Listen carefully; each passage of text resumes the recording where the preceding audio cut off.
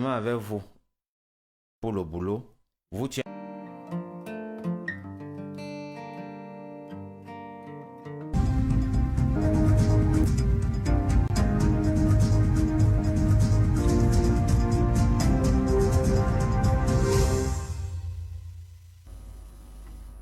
Bonsoir à tous et merci de rester fidèles à l'information sur Ma Média Prime Télévision. Dans le cadre de retour de classe sans corruption au Cameroun, la CONAC a lancé une campagne de conscientisation ce mercredi 18 août 2021 au lycée bilingue de Deido, question d'attirer l'attention de la communauté éducative sur les mauvais effets de la corruption et le besoin de protection des enfants. Je vous propose de suivre cet extrait du président de la CONAC à Douala. Au cadre d'une planification du travail, c'est comme on pouvait aussi aller à Ebolova, Kribi, Bouya, Bamenda. Ça, c'est dans notre plan d'action. Et ça, c'est la première chose. La seconde, Douala se trouve aussi être l'une des villes les plus peuplées de notre pays et même la capitale économique de notre pays, et il faut le relever également. C'est un milieu d'affaires. C'est un milieu d'affaires. Et surtout que il faut le relever avec toute objectivité. Nous avons été ici en juillet 2021 et il y a l'indice de la perception de la corruption au niveau du littoral qui est assez élevé. On est à 6,25 sur 10. Cela est élevé parce que le moins corrompu devrait être à 1 sur 10 ou à 2 sur 10. Ceci nous interpelle. Et il y a deux préoccupations fondamentales. La première, nous sommes aux approches de la rentrée scolaire 2021-2022.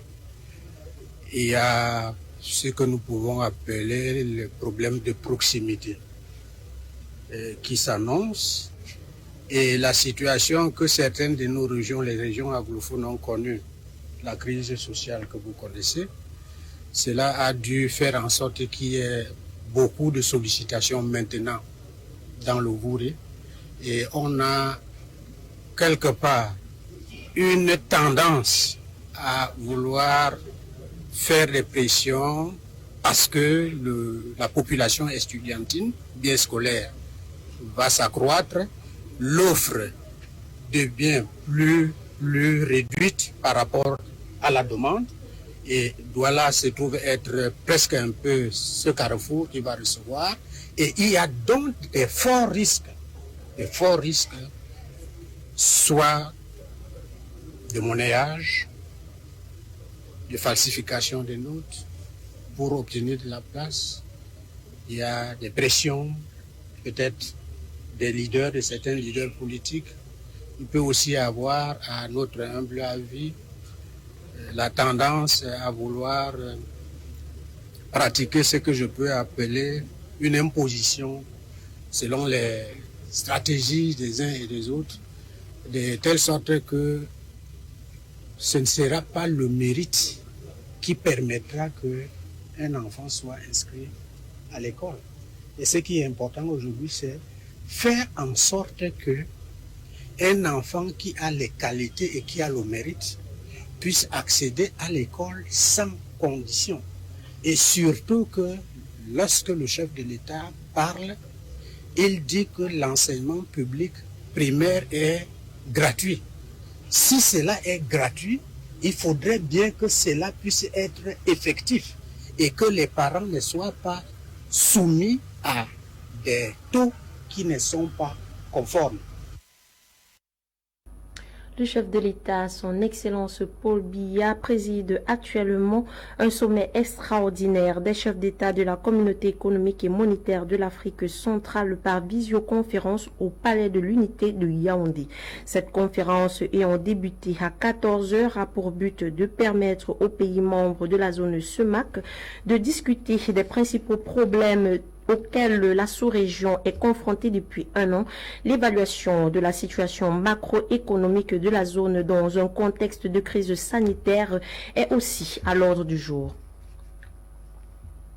dans le nord-ouest Cameroun, plus précisément à Bamenda, où les routes barrées par les séparatistes il y a quelque temps de cela ont été libérées par l'armée camerounaise. Il s'agit de la route Bamenda-Bali en allant à Enugu au Nigeria, de la route Bamenda-Fundong, de la route Bambu-Fundong, une opération menée en présence du gouverneur de cette région, Adolphe Lélé l'Afrique.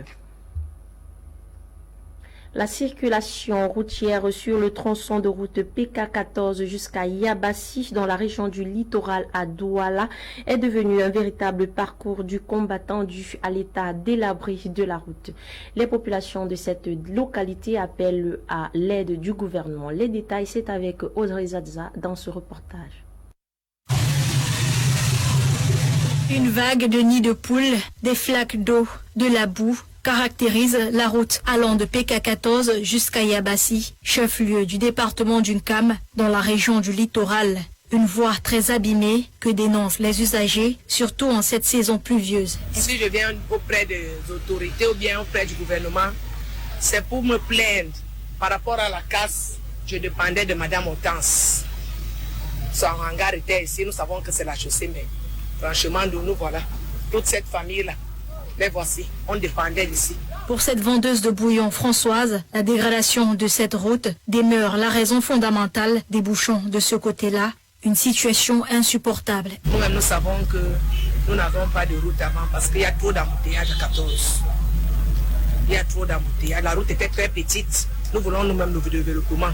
Cet autre riverain du même avis expliquait sa frustration. Mine de rien, vous pouvez de là à ce grand carrefour faire 25-30 minutes. Vous connaissez les temps qui sont durs et les coûts.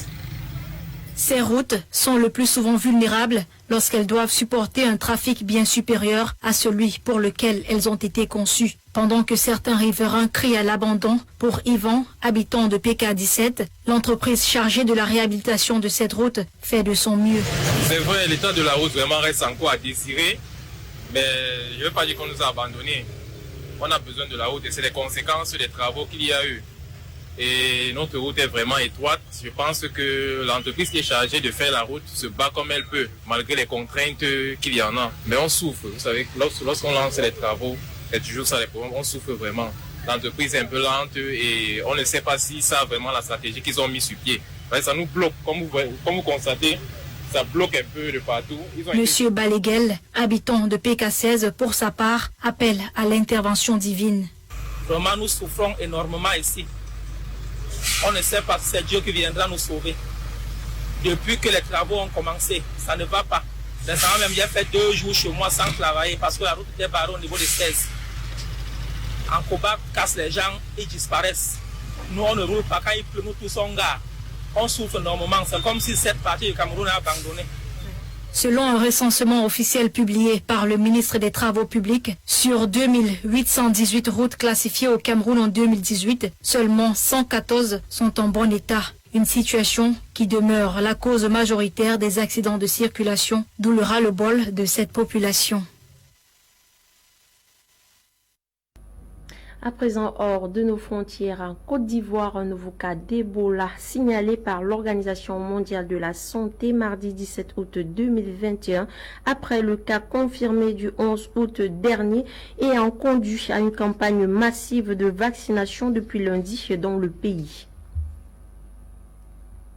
Au Mali, un an jour pour jour depuis la prise de pouvoir par le colonel Assimi Goïta le 18 août 2020. Une journée qu'il a tenu à commémorer car pour lui, ce coup d'État avait pour mission de rédiger un nouveau chapitre dans l'histoire du Mali.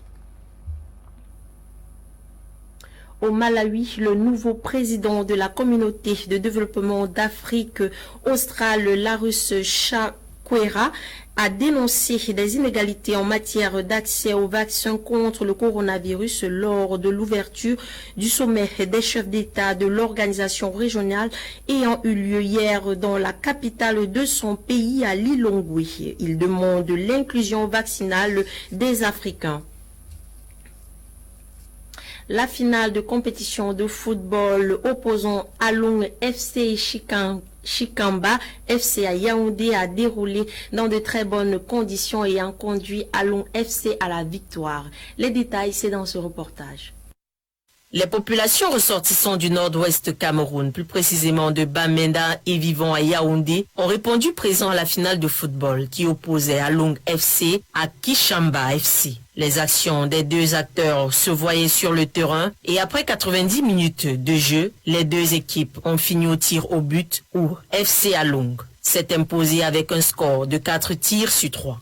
Le capitaine de Chikombo FC revient sur leur défaite. En tant que capitaine de cette équipe, je peux dire que je suis très content de cette victoire. Et au nom de mon équipe, nous sommes reconnaissants d'avoir ce trophée aujourd'hui. Et je suis fier d'être leur capitaine. Je promets que l'année prochaine, nous aurons plus de victoires. Néanmoins, le président de cette association a présenté la beauté de cette finale. Je suis reconnaissant de la victoire de ce jour à Yaoundé, où Along FC est devenu le champion de cette année. Et ma prière est que cette compétition doit se poursuivre dans les années à venir de manière très équitable. Donc, mes félicitations vont à toutes les équipes qui ont participé. La prochaine édition est donc prévue pour l'année prochaine.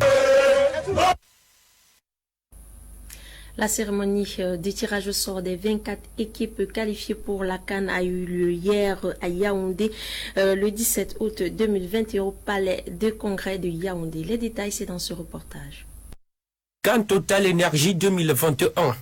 Les 24 équipes qualifiées pour la compétition connaissent déjà leur poule, leurs adversaires et leur site du tournoi.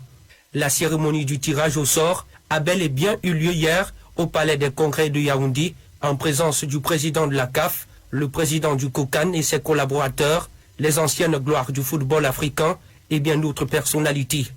Contenant 4 formations sportives, 6 groupes ont été constitués lors du dit tirage, dirigé par Samson Adamou, le directeur des compétitions, assisté des anciennes stars du foot africain, tels que Samuel Eto'o du pays hôte, Asamoah Gyan du Ghana, Didier Drogba de la Côte d'Ivoire, Gaël Ngana Mouette, une ancienne footballeuse internationale. Dans la poule A, le Cameroun, 5 fois champion d'Afrique, cohabite avec l'Éthiopie, le Cap-Vert et le Burkina Faso, contre qui il va jouer le match d'ouverture au stade du complexe sportif de Olimbe le 9 janvier 2022. Dans la poule B, on a le Sénégal, le Zimbabwe, la Guinée et le Malawi. Dans le groupe C, qui semble être la faction de la mort, parce qu'on y retrouve le Maroc, le Ghana, le Comore et le Gabon. Dans le groupe D, le Nigeria, l'Égypte, le Soudan et la Guinée-Bissau vont se rivaliser. Dans la poule E, l'Algérie, la Sierra Leone, la Guinée équatoriale et la Côte d'Ivoire vont s'affronter ici à Douala. Et puis, dans le groupe F, la Tunisie, le Mali, la Mauritanie et la Gambie cohabitent ensemble dans le site de Limbe. En rappel, la poule A et C sont logées à Yaoundé, la B à Bafoussam, la D à Garoua. Ce tirage au sort s'est déroulé dans la transparence et le sérieux. Rendez-vous dans différents stades du pays du 9 janvier au 10 février pour la CAN. Merci à vous de nous avoir suivis. Journal présenté par Gladys Bomotongina et produit par Ewane Elai. Restez connectés pour la suite des programmes sur ma Media Prime Télévision de African Eyes.